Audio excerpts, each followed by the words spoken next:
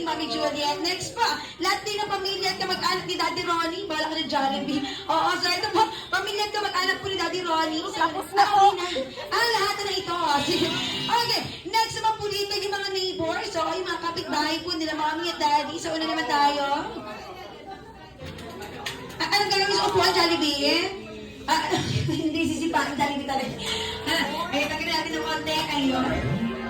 Gusto ko kasi Jollibee, kitang-kita yung ano niya yung buong forma niya, gano'n, di ba? Sayang naman kasi forma niyan eh. Ikaw pa naman magsuot ng ng coat, ng walang pantalon. Ay, wala naman pala, Jollibee. Wala naman pala. Sige po.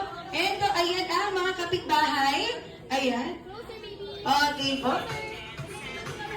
Ay, mga kapitbahay po ba ninyo, madam, yung mga bata po talaga? Mga bata talaga.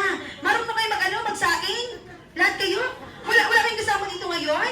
Wala? Asan yung mga magulang po? Dito na po, samahan niyo po sila. Ito po tayo dali. Yung mga kapitbahay.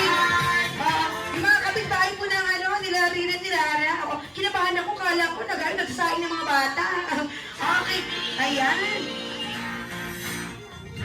Alright, so ano na yung tingin tayo sa camera. 3, 2, 1, and smile!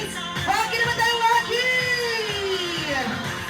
Yan! Alright, maraming salamat po sa mga kapitbahay ng ating Jolly Family. Next naman po natin ang mga kaibigan nilang Mommy at Daddy. Sa maliba, mga kaibigan naman ng ating Mommy at Daddy. Sa unahan naman po tayo.